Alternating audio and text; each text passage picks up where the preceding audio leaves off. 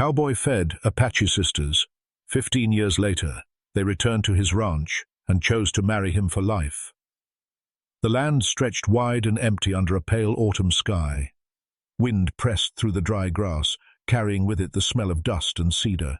A lone ranch stood against the horizon, weathered boards creaking when the gusts leaned against them. Inside the cabin, silence lived like a tenant, broken only by the scrape of boots on the wooden floor. Ethan Carver, a man of 40 with lines carved deep across his brow, sat at the table with his coffee cooling untouched. His hands, strong yet scarred, rested against the wood as if the grain might answer the questions he no longer spoke aloud. He had once ridden with other men, shared laughter, and held dreams of family. But years of solitude had thinned his voice, making silence easier than words. That morning was no different, until a sound drifted across the yard. It was faint, fragile, unlike the coyote calls or restless cattle. He rose, his chair scraping behind him, and stepped out onto the porch. The cold air bit at his skin, but he hardly noticed. His gaze searched the fence line, the trees beyond, the line of earth where the road dissolved into open land. At first he thought it was the wind playing tricks, but then he heard it again, a muffled whimper. He descended the steps, boots pressing into the dirt, and moved toward the barn. The doors were half open, swaying lightly. Inside, in the shadow between the hay bales, he saw them. 2 young girls, no older than 10, huddled together. Their hair was long, dark, tangled from travel. Their clothes were torn at the edges, dust clinging to every fold. They did not cry out when he entered, only tightened their arms around each other. Wide eyes followed his every move, like animals cornered by a hunter. Ethan froze, struck by the sudden weight of the scene. His breath caught. The girls were exhausted, trembling from cold, yet silent in a way that spoke of long lessons in fear. He lowered himself slowly, crouching so his shadow would not loom over them. Neither moved. Their faces carried dirt, their lips cracked from thirst. Still, one of them shifted just enough to hide the smaller one deeper against her chest. That small act tore through him more than any cry for help could. The barn smelled of straw and horses, yet the air was heavy with something else. Abandonment. A history he could not see, but felt pressing against him. For a long moment, the rancher said nothing. He let the silence speak, let the truth of what he saw settle in his bones. 2 sisters. Alone. Left behind in his barn without reason. And in that instant, Ethan knew the quiet life he had carved for himself was about to change forever. Ethan stayed crouched for longer than his knees could bear. The 2 girls did not move, and their silence gnawed at him. He had seen silence like that before, on the faces of children in burned-out towns during the war, where grief was taught before language. He pressed his hand lightly against the dirt, steadying himself as a memory flickered. A boy once, small as these girls, hiding under a cart while soldiers trampled past. Ethan had offered that boy bread, but the boy had stared at him as though he were the enemy too. That memory never left him. The older sister shifted, just slightly, her body stiff like a shield. Ethan noticed her arm. It carried a bruise, dark against her skin. She had been struck. He did not ask how. He knew enough to recognize the cruelty that left such marks. A voice whispered inside him, "Leave them. They are not your burden." Another voice pushed back, "If you walk away, you are no better than the one who left them here." He stood, the barn's light catching his face, making the scars across his cheek seem deeper. He too earned toward the door, every step heavy. His boots scuffed against the dirt floor, and with each sound the younger girl's breathing grew quicker, more desperate, though she made no noise. Ethan stopped. He stared at the open land beyond the barn, the easy escape back into his solitude. But the silence behind him anchored him there. He closed his eyes and saw another image. His younger brother, fever burning him away in a cabin not far from where they were now. Ethan had been a boy then, powerless, watching the only family he had slipped through his fingers because there had been no one to help. That wound never healed. It had hardened him, turned him into a man who chose cattle and fences over people. Yet here, in this moment, He felt the past pulling him into the present. He turned back. The older girl was watching him closely, her eyes narrowed, her chin trembling though she fought to keep it steady. She was testing him, waiting to see if he would prove himself just another man who looked away. Ethan's breath left him in a slow exhale. He spoke finally, his voice low and steady. "You're safe here. I'll not send you away." The words felt strange on his tongue, unused from years of disuse. The girls did not answer, but something shifted in the barn. A tension eased, not gone, but loosened enough for hope to breathe through the cracks. Ethan fetched a blanket from the tack room. He laid it down, not on them, but nearby, where they could take it if they chose. He brought water in a tin cup, placing it carefully on the hay. The smaller girl reached for it first, guided by her sister's nod. The sound of her swallowing was louder than the restless horses. He straightened, leaning a hand against the stall post. The decision weighed on him like a yoke, but he knew there was no undoing it now. His life of silence had ended the moment he stepped into the barn. Ethan whispered mostly to himself, "You'll stay, until you're ready." The words echoed against the wood, carrying a promise he had not planned to make, a promise that would shape everything to come. For 3 days, Ethan kept the sisters hidden in the barn. They barely spoke, their words exchanged in whispers of a language he understood only in fragments. Still, silence carried more meaning than words. He saw how the older girl always placed herself between her sister and the door. He noticed how both startled at the sound of a rider on the road, shrinking deeper into the shadows. Fear lived in their bones, bred from more than hunger. On the 4th morning, Ethan found tracks near his fence line. Hoofprints. More than one horse. Men had ridden close, too close, circling before veering west. Ethan crouched low, pressing his hand into the dirt, feeling the story written there.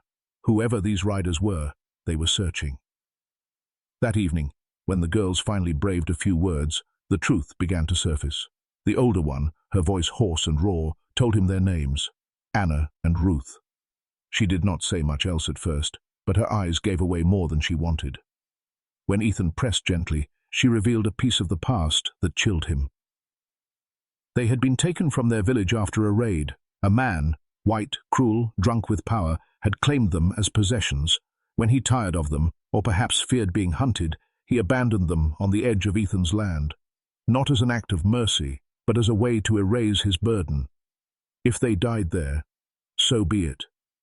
Ethan's jaw tightened. He had seen men like that before, men who believed ownership could replace decency.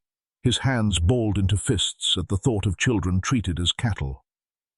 But Anna wasn't finished. She whispered of something worse. The man who left them wasn't alone. He had partners. Traders who ran stolen lives like coin, moving children and women through towns, selling them to the highest bidder. Anna had overheard names, whispered deals by the fire. She was old enough to understand. Ruth was not. And that was why Anna carried fear like armor. She knew they weren't just abandoned. They were hunted. Ethan felt the walls of his cabin close in around him. To shelter the girls meant painting a target on his ranch. He had lived alone for so long, invisible to the world, and now that world was pressing against his fences. He could already feel it, the eyes of men who would not rest until they reclaimed what they believed belonged to them. The next night confirmed it. From the porch, Ethan watched 2 figures on horseback stop at the edge of his land. They didn't enter. They waited, watching. When he lit his lantern, they turned away, but their message was clear. Back in the barn, Anna's hands shook as she braided Ruth's hair. Ethan crouched near them, his shadow long against the straw. "They'll come back," he said quietly. Anna nodded, eyes hard. She had known it all along. For Ethan, the choice was no longer only about compassion. It was survival. For him, for them. He remembered his brother's fevered eyes, the helplessness of a boy with no one to stand for him. That memory burned now, turning into a vow. He loaded his rifle that night, the sound of metal sliding into place, echoing through the cabin like a final acceptance. If the men came, they would not find an easy rancher willing to yield. They would find a man with nothing left to lose, standing between them and the children he had chosen to protect. The storm was coming. Ethan could feel it in the silence of the land, in the restless movement of his horses, in the way the girls slept light, as if waiting for footsteps in the dark. Time was short. Danger was closing in, and this time, Ethan would not walk away. The ranch grew quieter in those days, as though even the wind had hushed itself to listen. Ethan worked his land as he always did, but now he felt eyes following him, two small shadows that trailed close, yet never too near.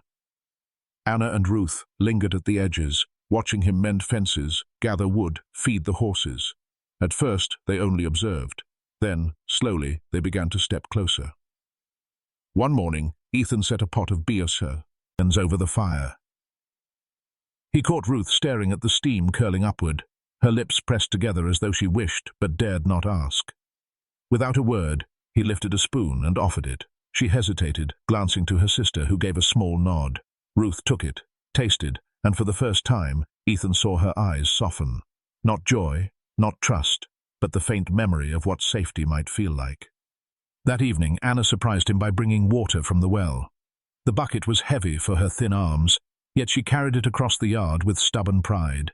She set it down at the porch, refusing to meet his gaze, but Ethan understood. She was not offering help. She was proving she could stand beside him, not beneath him. In return, Ethan gave them lessons, not with speeches, but with actions. He placed an old rifle on the fence one morning, then stepped back. Anna stiffened, suspicion written across her face. Ethan didn't force her. He only aimed, fired once at a bottle on the post, then set the rifle down.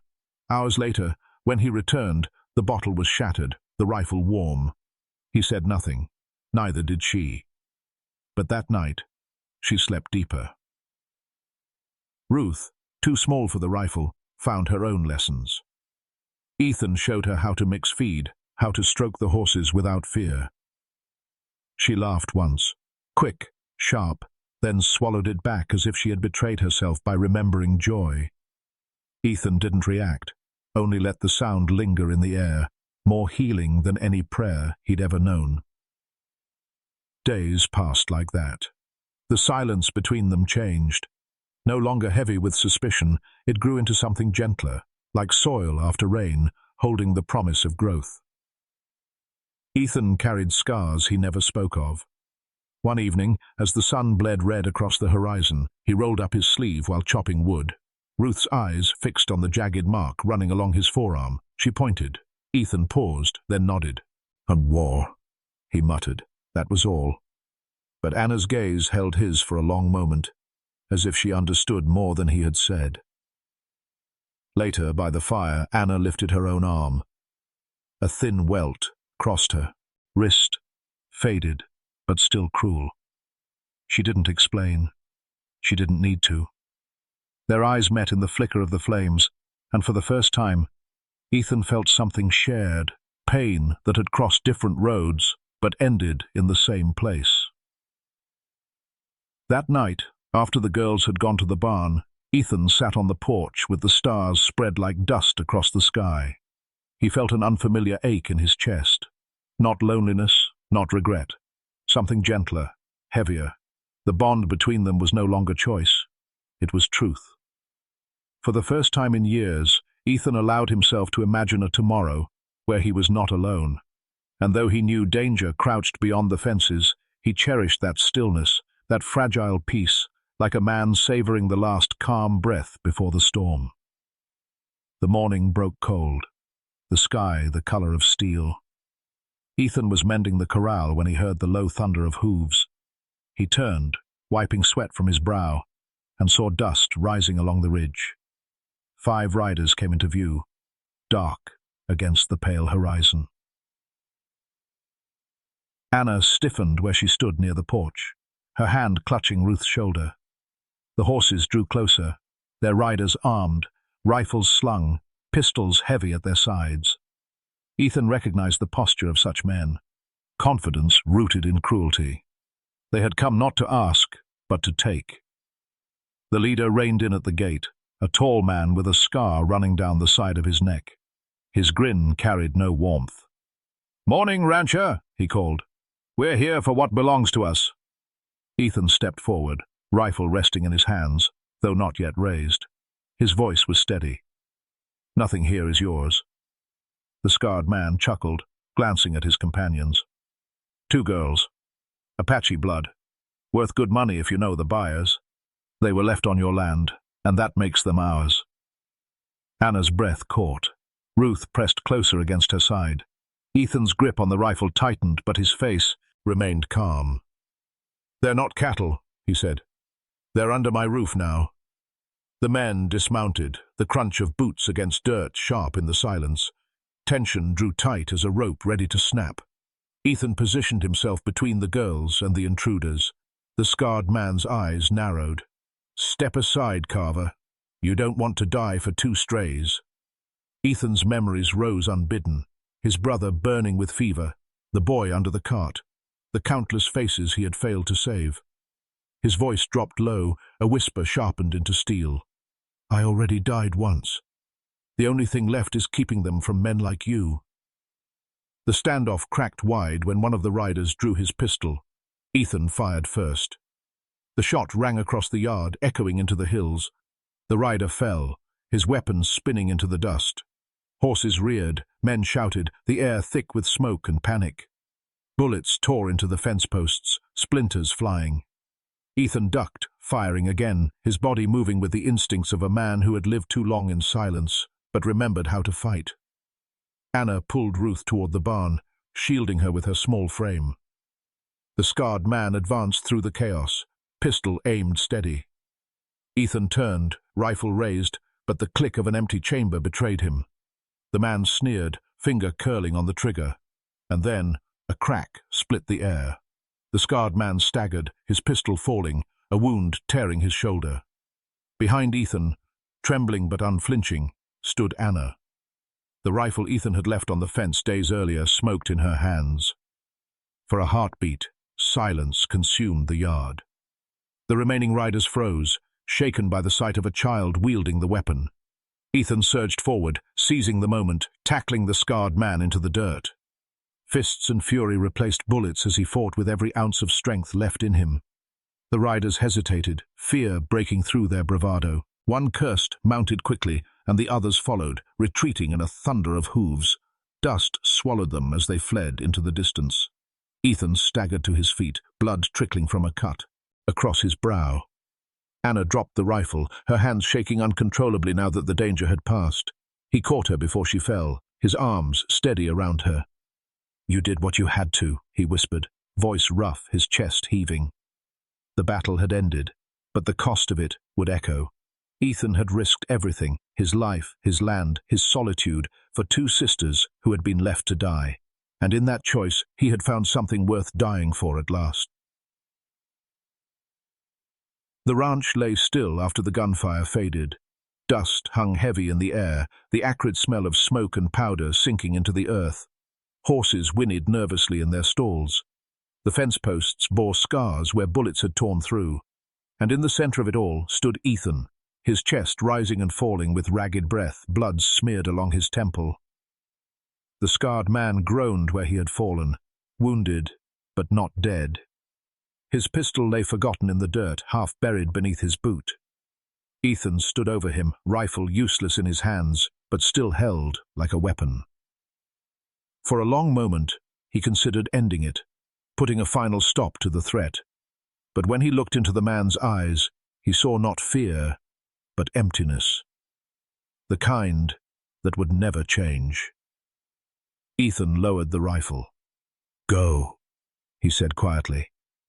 His voice held no mercy, only finality. The scarred man clutched his shoulder, staggered to his feet, and stumbled toward his horse.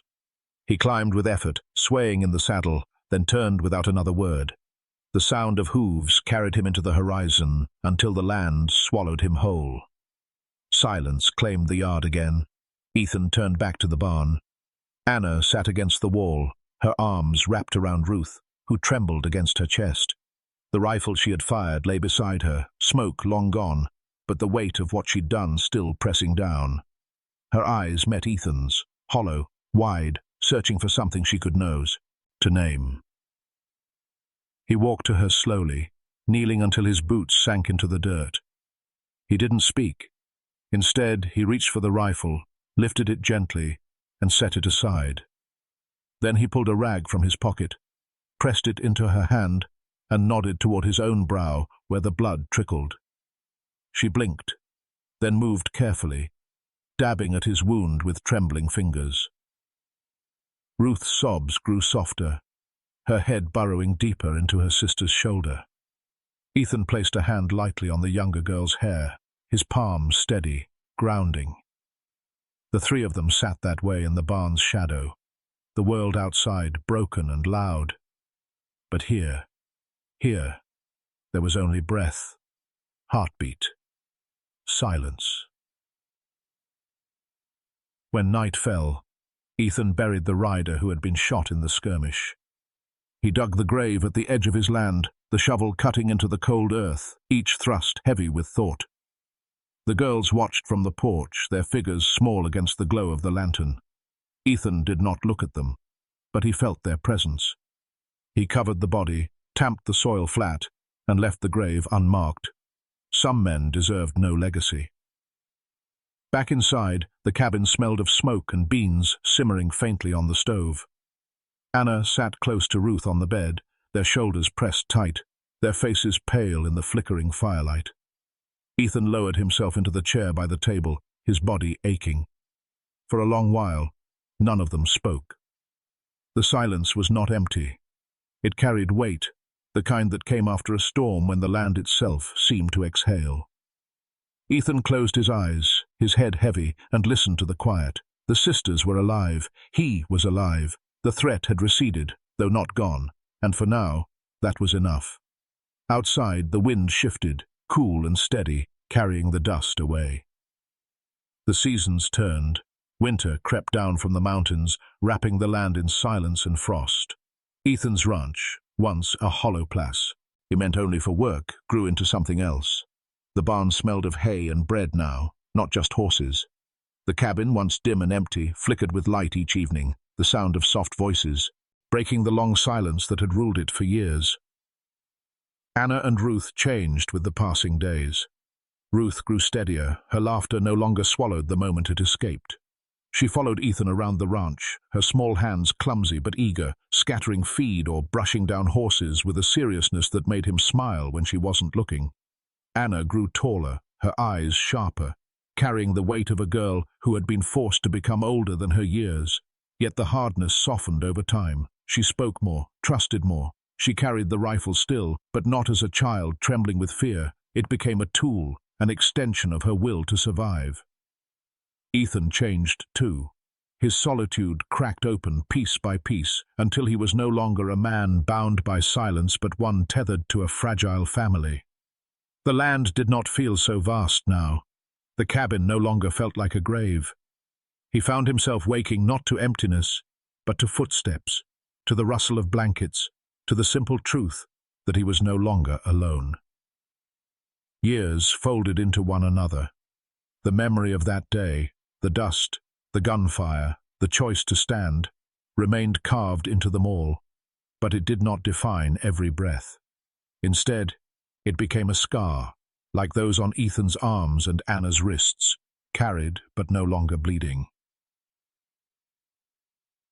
One spring morning, Ethan walked to the edge of the property. Anna and Ruth followed, grown into young women now, their hair braided against the wind. Together they stood at the unmarked grave where the rider had been laid. Anna bent, placed a stone there, then straightened without speaking. It was not forgiveness, not remembrance. It was only a mark that life had continued, and that they had chosen to live beyond him.